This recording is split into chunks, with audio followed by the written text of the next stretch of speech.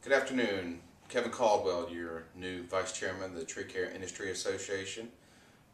Just wanted to share a little bit of video with you that I took at our recent Winter Management Conference in the Grand Caymans. We took a little video of our new chairman taking over, Scott Jameson. And so I just wanted to share that with you guys and some of his comments and history that preceded him, and hope you guys enjoy the video. Shortly after I was named president many years ago of another firm I worked for, I was on a trip to Baltimore, and I was landing into Baltimore. My pager went off, and it was the days when we had pagers, and it flashed 911, which meant the highest level of crisis that we had, probably somebody hurt. Went to a payphone. We didn't have cell phones back in that day either. And I had learned that we had had a serious accident and our employee had been airlifted to a hospital in Virginia. So I made my way there. And as I walked in, the little emergency room waiting area that they have, the little family room, I saw my regional manager who's here, Ron Rubin. Scott Profit was there, and then the dazed wife of this employee, this teammate that had been injured.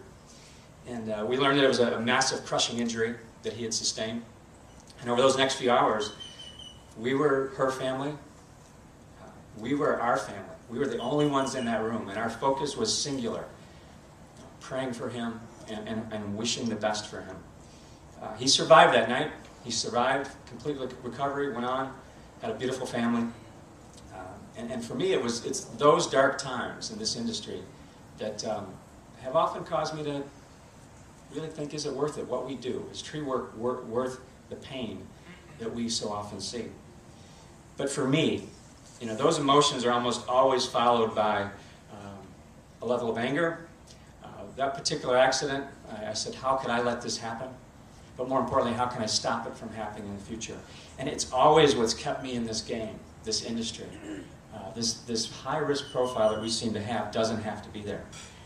As a board member, I see emails every week of people who have died in this industry. Literally every week we get emails. And I wish I could read them with some dispassionate sense of detachment, but I can't. It's like I know every one of those employees from companies I've never heard of. So, it might have gotten easier if I walked away from this industry and perhaps chose an industry that has a less high-risk profile, but I didn't. And for me, what's fueled it is the belief that our industry does not have to have this risk profile. We simply have to find a way to change this commonly held belief that people will get hurt doing our work. It doesn't have to be that way. We don't have to have that belief. And I think it's changing, because when I look at this association, and I look at people gathered here under the big top, and I think of our president, Mark, his staff, the board, I've got an incredible sense of confidence that we have the right people on the right path, working on the right problem. This association is about people. It's not about trees. It's about people. When I first came, my first conference was in 1992 in Scottsdale. Remember that one? It's when we would go stateside and we wouldn't go to islands and we looked at the desert.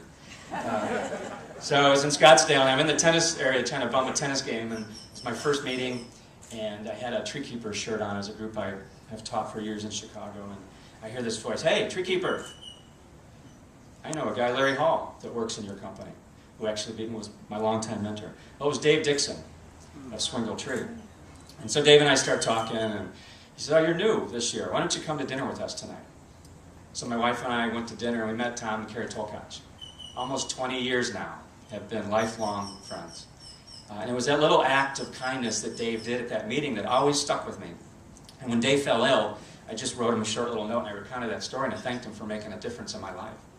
And Dave sent back this little note just saying, "Hey, thanks, really appreciate it." And when he passed on, I saw his wife at one of these meetings, and she said, "Scott, he got so many messages." He goes, "That was one of the few that he actually had a chance to write back and thank you. You made a difference." I said, "Well, he just made a difference again, so it just keeps going like this." And so for 20 years, Tom and I, Tolkach and his wife, we've watched our kids grow up, we've shared business ideas, we've shared good times and bad times, and all because of one little act of kindness by somebody at this conference, and I hope I can emulate that. I see Mark Tobin in the back, so I'm around. Another guy I've admired over the years. The guy always raising the standard of professionalism and excellence. When he was chair, I think it was after one of the receptions, he had a tux on. You know, just to raise the level of professionalism, just to raise the standard. I've always admired what he's done. And it was during Mark's term, actually, I was coming onto the board that I met a guy named Dan Christie. And there was a vigorous board discussion going on when I walked in. I'm like, oh boy, this is going to be fun. But you know, over the years I came to understand Dan, appreciate his insight for business, his passion for excellence as well. And not long ago I received a leadership award, and I got a note in the mail from guess who? Dan Christie. And if I told you what was in the note, it would totally shatter your image of this tough and sensitive guy. But what I will tell you was one of the nicest notes I ever received, and it made a tremendous positive impact on me. Tom Golan and Tim Harris are here. They were the unfortunate recipients of my resignation from the board a number of years ago, and actually I had to step away from TCIA. It was very tough on me. It was tough on them. When you're a senior director, which I was at the time, and said, look, I just got to step away.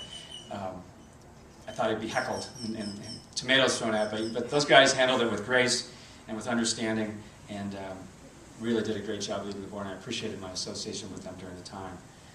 I was honored also to serve with Jeannie and Rusty, and I was so proud when they went on to become chairs of the board of this association. I don't take lightly the honor of being your board chair. All I can do is take a look at the names of those who have come before me, those who have been on the board, and understand the importance of not only this position, but those people that have held it. Walt Money's here. A guy, when I first came into the association, you'd always hear about Walt Money. I mean, he was doing sales training in the firm I had started with. And I always said, man, you know, I never met him until most recently. I said, man, a guy by the name of Walt Money must be successful. Walt Money. I've probably worked with 5 chairs over the years, and I've enjoyed all of that. And I remember Paul Walgren, the late Paul Walgren.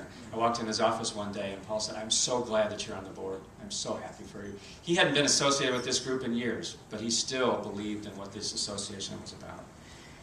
Those of you who knew Bob Mullane knew he was larger than life because he told you that he was larger than life. And I grew to love and respect that guy. I really did. He came over one time. He played with my son Ryan. He was over at the house. It was like having a big clown in the house, just this big Irish clown. You know, he loved life. He had enthusiasm. And he taught me about a passion for not trees, but about a passion for people and about an enthusiasm for what we do. For nearly 20 years, I was part of a different team. Spent the last 10 of those as a CEO. I was grateful to those who gave me the shot at to lead that company. It was a wonderful story, a group filled with wonderful people. And I would have written the final chapter of that story differently, but it wasn't mine to write. And as you know, when one door closes, another one invariably opens. And if things had not changed for me, I would have never had the opportunity to work for the Bartlett organization. It was my association with Greg on this very board that essentially opened up the door to me joining Bartlett. I admired Greg, learned from him when he was chair of the board. It was always a firm I respected. I would also always use the example of Robert Bartlett sitting at the educational sessions to my people at the time and say, you know what? If Robert Bartlett can sit in the educational sessions, there must be something for all of us to learn. So go to the sessions. Robert's always in there, and I came to know Robert as leading the Bartlett row in the back of the educational sessions, all the Bartlett folks back there, but always warm, caring, giving, and that's what I found the organization would be.